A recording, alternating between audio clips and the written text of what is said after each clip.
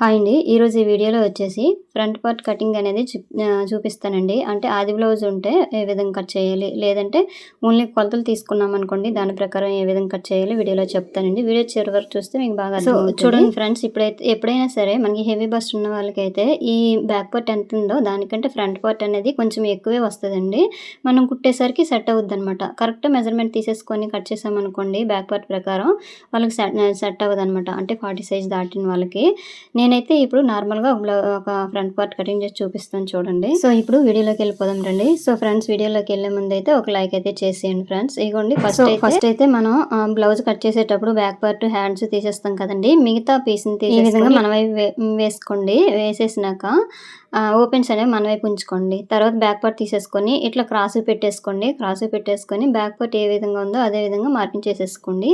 ఒకవేళ cross cutting కాదు అంటే మాత్రం స్ట్రైట్‌గా వేసేసుకోండి. మనం ప్రిన్సెస్ కట్ ఎలా ఏ విధంగా వేస్తామో అదే విధంగా వేసుకొని మార్కింగ్ చేసుకుంటే సరిపోతుంది. ఇది క్రాస్ కటింగ్ కదండి. అందుకు ఇప్పుడు క్రాస్ కటింగ్ మనం ఎలా చేయాలంటే ఇట్లా క్రాస్‌గా వేసేసుకోండి. బ్యాక్ పార్ట్ తీసేసుకొని బ్యాక్ పార్ట్ ఆల్రెడీ ముందు కట్ చేసి పెట్టేసుకుంటాం కదా, దాని ప్రకారం మార్కింగ్ అనేది చేసేయండి. సో, ఈ బ్యాక్ పార్ట్ హ్యాండ్స్ అలాగే లెంత్ వీడియో అయితే ఇంకోటి చేశానండి. ముందు ఒక వీడియో ఉంటుంది చూడండి. నేను ఓన్లీ ఈ ఫ్రంట్ పార్ట్ కటింగ్ ఇప్పుడు ఎలా చేయాలని చెప్పేసి మాత్రం ఈ వీడియో చేస్తున్నాను. సో, మొత్తం ఇదే విధంగా స్కేల్ తోటి ఇట్లా మార్కింగ్ అనేది చేసేయండి. మార్కింగ్ చేసేసినాక బ్యాక్ పార్ట్ తీసేయండి. సో, ఇప్పుడైతే బ్యాక్ అయితే తీసేసాం కదండి. అయితే ఇక్కడ గుర్తించుకోవాలండి, ఫ్రంట్ అనేది హెవీ బస్ట్ ఉన్న వాళ్ళకి మాత్రము బ్యాక్ పార్ట్ ఎంత ఉందో దానికంటే ఎక్కువే వస్తుంది అనమాట. ఇప్పుడు నార్మల్గా హెవీ నార్మల్ చెస్ట్ అనమాట. ఇది 33 సైజ్ గురించి అయితే నేను చెప్తున్నాను. ఫస్ట్ అయితే ఇక్కడ పైన షోల్డర్ దగ్గర ఖర్చు అనేది పెట్టేసుకోండి. ఈ ఫ్రంట్ నెక్ డీప్ వచ్చేసి 6, 6.5, 7 వరకు కూడా పెట్టేసుకోవచ్చండి. వీళ్ళైతే 6 ఇంచులు పెట్టమన్నారనమాట. మనకు కుట్టేసరికి 6.5 వచ్చేస్తుంది అనమాట. కిందకి కొంచెం కుడతాం కదా అందుకోసము. సో, నెక్స్ట్ వచ్చేసి ఈ చంక దగ్గర ఇట్లా ఫస్ట్ ఎల్ షేప్లో గీసేయండి. ఇట్లా ఎల్ షేప్లో గీసేసుకున్నాక ఇక్కడ ఒక 1/2 ఇంచ్ వరకు లోత్ అనేది తీసేసుకోండి. ఈ లోత్ తీయాలంటే మీకు తెలియకపోతే ఏం చేస్తారంటే 1/2 ఇంచ్ కొంచెం మార్క్ చేసేసుకొని ఈ కరువు స్కేల్ ఉంటుంది కదండి, ఈ కరువు స్కేల్ని ఇట్లా పెట్టేసి అలాగైనా గీసేసుకోవచ్చు. లేదంటే ఇట్లా ఇవ్వండి షేప్ ఇచ్చాం కదా, ఇప్పుడు హ్యాండ్తోనే ఇలా రౌండ్ గీసేసాం కదా, ఆ విధంగానే లోతు తీసేసుకోవచ్చండి. సో, నెక్స్ట్ వచ్చేసి ఇక్కడ చూడండి మనకి ఫ్రంట్ పొడుగు ఎంత ఉందో అనేసి మనకి ఆది బ్లౌజ్ ఇచ్చారనుకోండి చూసుకోండి, పర్వాలేదు. సో, ముందుగా అయితే ఇక్కడ 4 హుక్స్‌లకి ఇట్లా మార్క్ చేసేయండి. ఇక్కడ హుక్స్ పట్టి కాజా పట్టీకి పొడుగు అనమాట. తర్వాత ఆది బ్లౌజ్ తీసేసుకొని ఇట్లా చూసుకోండి. ఇదిగో చూసారా, ఈ షోల్డర్ దగ్గర ఖర్చు దగ్గర నుంచి ఇట్లా డాట్ వరకు ఇట్లా మార్క్ చేసుకొని ఖర్చు కూడా యాడ్ చేసేసుకోండి. ఒకవేళ ఆది బ్లౌజ్ లేదు అనుకోండి డాట్ పాయింట్ మార్క్ చేసుకోవాలండి. డాట్ పాయింట్ 10, 10.5 ఇట్లా నుంచి మార్క్ చేసేసుకొని హైట్ పెంచేసుకోవాలన్నమాట. డాట్ పొడుగు కూడా పెంచేసుకుంటే 13, 13.5 ఇట్లా కూడా వస్తాయండి. అంటే చెస్ట్ని బట్టి అది పెట్టేసుకోవడమే.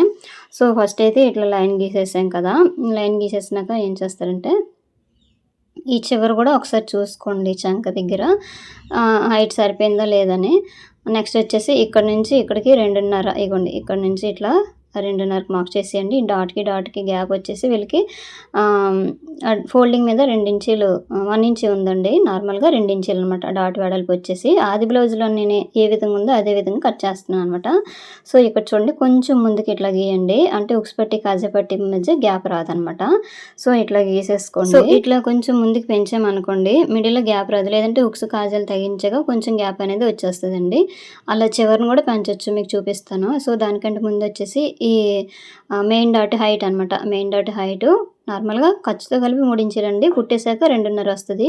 అదేవిధంగా క్రాస్గా చంకలో ఉండే డాటు ఈ రెండింటికి మధ్యలోన ఈ ఉక్స్ పట్టి కాజా పట్టి డాట్ అనేది ఇట్లా మార్క్ చేసేసుకోవాలి. సో, అయిపోయిందండి. తర్వాత ఇదే విధంగా మనం ఏ విధంగా మార్క్ చేసామో అదే విధంగా కటింగ్ అనేది చేసేయండి. సో, ఫ్రెండ్స్, మీకైతే ఇది అర్థమైందా లేదా నాకైతే కామెంట్ చేయండి. నేనైతే నార్మల్గా 33 సైజు అంటే చెస్ట్ లూజ్ వచ్చేసి 33 వాళ్ళకైతే నేను ఇది కటింగ్ చేసి చూపించాను. ఇదే విధంగా మీరు బస్ట్ సైజుని బట్టి చెస్ట్ అనేది పెంచాలండి. కరెక్ట్గా పెట్టేసామనుకోండి చెస్ట్ అనేది పైకి ఎత్తేస్తుంది అనమాట. అప్పుడు సెట్ కాదు. అందుకోసం చూసుకోండి. దాన్ని బట్టి మీరు ఫ్రంట్ హైట్ అనేది పెంచేసుకోవాలండి. పెంచేస్తేనే వాళ్ళకి బాగుంటుంది.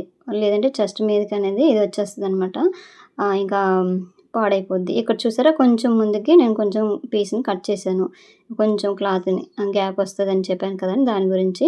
మనం షేప్ బెల్ట్ ఎతికేసరికి అది సెట్ అయిపోతుందండి. సో, చూసారు కదా, ఈ విధంగా మనం అనేది కట్ చేసుకోవాలండి ఫ్రంట్ పార్ట్ అనేది. అందరికీ అయితే హెవీ బస్ట్ ఉన్నోళ్ళకైతే ఈ కటింగ్ కాదు. ఆల్రెడీ నేను హెవీ బస్ట్ ఉన్నోళ్ళకి కటింగ్ అనేది చూపిచ్చాను. ఒకసారి చూడండి.